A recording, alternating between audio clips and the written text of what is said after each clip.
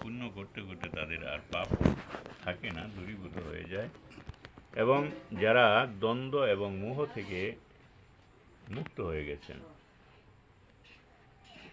সেই ব্যক্তি দৃঢ়ভাবে, ভগবান বলছেন যে ভজন্তে মাম দৃঢ়ব্রতাহা, অর্থাৎ আমাকে দৃঢ়ভাবে ভজনা করে।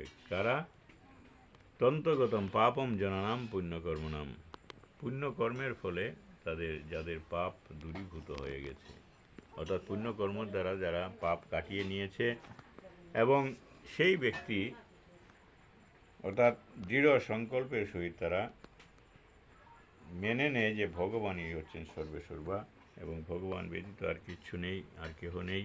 তাই তারা কোনো সন্দেহের মধ্যে থাকে না, অর্থাৎ নিঃসন্দেহে তারা মনে করে যে একমাত্র ভগবত ভজনই হচ্ছে আমাদের জীবনের উদ্দেশ্য।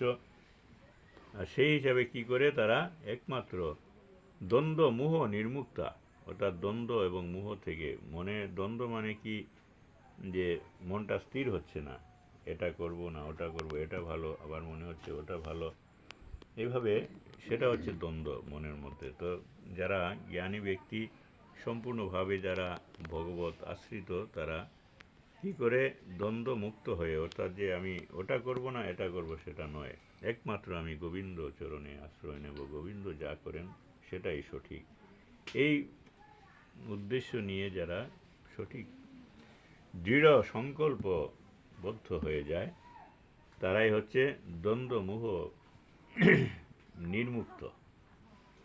তাদেরকেই বলা হচ্ছে মোহ এবং দ্বন্দ্ব থেকে মুক্ত।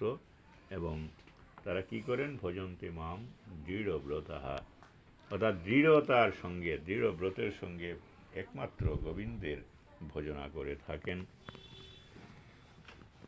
তারা কি মানে সুখ হোক দুঃখ হোক যা কিছু হোক, তারা সেটিকে লক্ষ্য রাখে না, যে যেভাবেই হে গোবিন্দ তুমি যেভাবে রাখো সেটাই হচ্ছে আমার পক্ষে শ্রেয়স্কর, কারণ তুমি হচ্ছে আমার সর্বেসর্বা, মাতা পিতা সব কিছুই হচ্ছে তুমি, তুমি আমার হর্তা কর্তা বিধাতা, অতএব তুমি যেভাবে আমাকে রাখছো ভালোর জন্যই রাখছো, ভালোই রাখছো।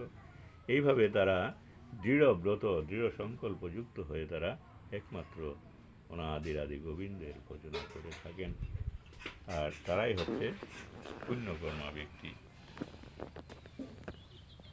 জরা মরণ মুক্ষায় মমাশ্রিত্য যতন্তি তে, যে